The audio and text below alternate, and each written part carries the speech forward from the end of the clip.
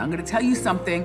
If it happens to me, Beyoncé and Jay-Z will do anything to destroy anyone who speaks out against. And I'm going to tell you something. If it happens to me, Beyoncé and Jay-Z will do anything to destroy anyone who speaks out against you. After many months of silence, Wendy Williams been making headlines left and right.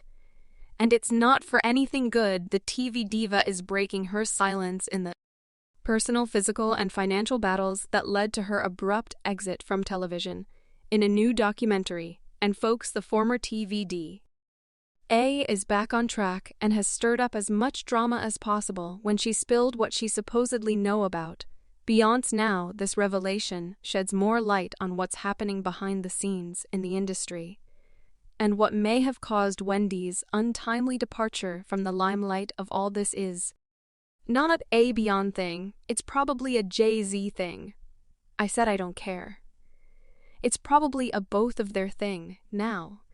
It's been widely discussed that some industry giants may be pulling the strings, and as it was confirmed by comedian Katt Williams, whose serious accusations about Queen Bey.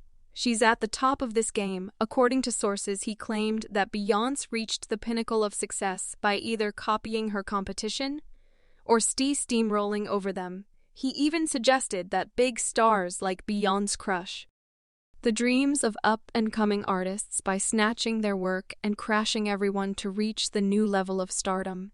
Now let's be real. These are some pretty heavy allegations. But here's where things get interesting. Industry insiders like Wendy Williams reportedly came forward with evidence to back up Katt Williams' claims. And it seems like Wendy herself fell the victim of Beyoncé's games because of what she had said about her in the past. First of all, Beyoncé, the most disturbing thing is that's real. Beyoncé's rise to success has been questionable and shady to say the least. And while she keeps pristine image of noble and gracious queen, more and more names keep popping up in this whole saga. Here's just one example. Sources allege that Beyoncé was jealous of singer AA for two main reasons: her relationship with Jay-Z and her status as the princess of R&B. Jay-Z and Aaliyah were rumored to have dated when she was just a teenager, and even her then-boyfriend, Damon, confessed it.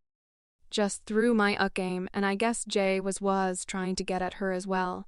And I didn't know then. It got brought up back then. Aaliyah was the reigning queen of R&B, and while every guy in the music industry was trying to get attention in addition, she was dominating the charts. Some folks are saying that Beyoncé would still be in the shadow of AA, if not her sudden and untimely demise, which only raises speculations that Queen Bey's rise to fame might have a shady side connected to Aaliyah's tragic end. Sounds crazy, but that's what Wendy actually once said. Jay-Z and Beyoncé might have pulled some strings behind the scenes, paving the way for Beyoncé's success. By sacrificing Allah, I want to see things exposed, no. Warts and all, but at least give us something. And while Aaliyah was slaying the music scene, Beyoncé found herself tangled in drama, with Destiny's Child fans were pointing fingers, blaming Beyoncé for all sorts of chaos within the group, and even suggesting that the whole project was a setup to make Beyoncé shine. And folks, while there have been numerous talented singers around, somehow they all were wiped out from the music scene, one way or another. Remember Blue Cantrell? She was rumored to have caught Jay-Z's eye, just like AI whispers were swirling about him, and Blue doing it, and Beyoncé stealing her career in revenge. That's when Wendy Williams first got in on the action, having a candid chat with Blue about Beyoncé's shady activities. You know she's trying to capitalize off of my success. Beyoncé didn't stay silent. Amidst this drama, she dropped a new track, lyrics hinting at betrayal by a Sagittarius, which just so happens to be Jay-Z's sign. The track opened with the following G-lines: in December, every sign has its own mode. I was in love with a Sagittarius. See the emotions he put me through. When Blue suddenly stopped making music, fans got suspicious, searching for hidden meanings and clues about how Beyoncé was dealing with rivalry. And while it's hard to believe that Queen Ba is capable of such things. There's growing speculation among fans that something's fishy in B's whole career. As one person commented, 9 times out of 10 Beyoncé could care less what you speak of her.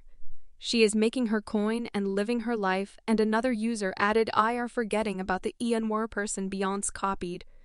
Or actually, I should say, straight up stole her music style. And that's Amri. If you listen to Am's music, you'll def hear. Let's dive into the juicy details about another person who reportedly tangled with Beyonce on her rise to the top. Emil Whitehead. Emil stormed onto the rap scene in '97, teaming up with Jay and his label. She was meant to be the next huge star. That's why it sounded so crazy when his label decided to fire her. Because of Beyoncé, what we do is a family thing. You know what I'm saying. It's not about selling records, you know it's not about none, but family first. These industry games were tough for Ellen. Years later, she confessed that her head and heart weren't truly in it when it came to maneuvering within the snakes and their sinister rules. I wasn't there mentally. I was in my own world. Was I prepared? No. Did I realize what was happening right before my eyes? No. While Jay-Z and Emo weren't romantically linked, some sources claim HOA had a soft spot for her. Rumors even swirled that they shared a bed after on their tour together. Emil Star was on the rise, appearing in Sprite commercials, making waves and Jay songs, and collaborating with big names. But just like Blue Cantrell Ale disappeared from the limelight almost as quickly as she arrived, they don't make albums. They just try to sell a bunch of little. Now theories abound as to why I fell off the radar. Some say it was low album sales and underwhelming singles, while others claimed she wasn't ready for the pressures of fame. Interestingly, in a recent interview, Emil claimed she was fired from Rockefeller Records without explanations. Emil also mentioned that certain assistants at the label were hating on her, and that was probably Beyoncé's influence again. Fans went wild with suspicion, especially when Ale revealed Jay-Z distanced himself from her when she needed him most. She said, I tried to reach out to Jay several times. He never got back at me. Looks like there's something sinister behind that pretty face of Queen Bey, and she definitely knows how to maneuver the big waves in the industry. So who wanted to do this, you or your parents? Absolutely me.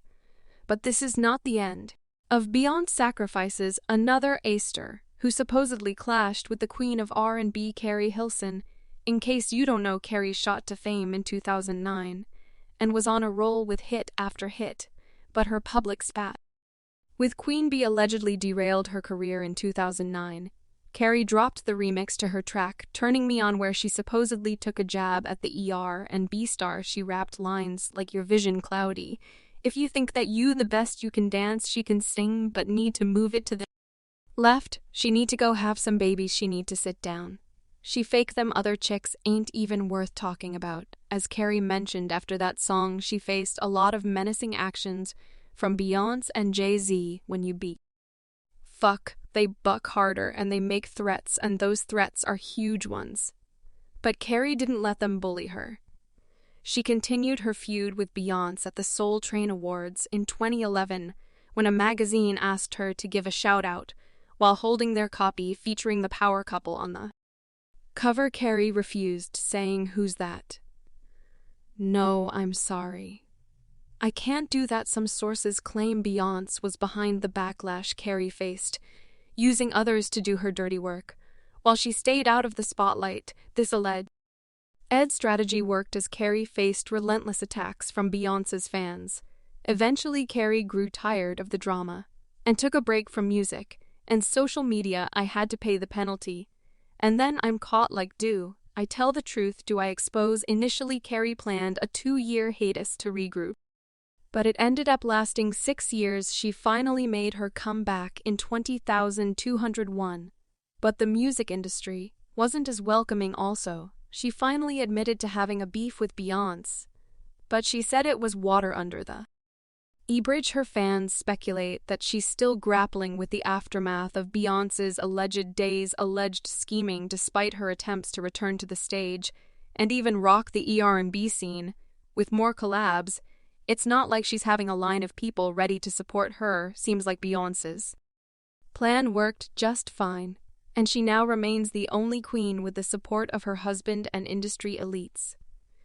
But she has more Grammys than everyone and never won Album of the Year, so even by your own metrics, that doesn't work. According to the whispers among fans, Beyoncé may have actually climbed to her current status by stepping on a few fellow celebrities along the way.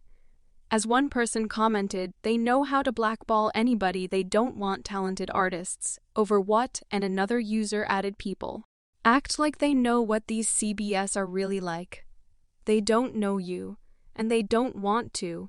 You don't get to the top of these industries without walking on others, while her position in the industry ease more and more concerns. It looks like Beyoncé is not bothered at all. She borrowed a trick or two from the industry handlers and is ready to kick anyone out of the business, ensuring she remained the sole reigning R&B star. But folks, what do you think about all this? Could Beyoncé be truly that monstrous? And who else she sacrificed along the way? Drop your thoughts in the comments below. And don't forget to check my other videos.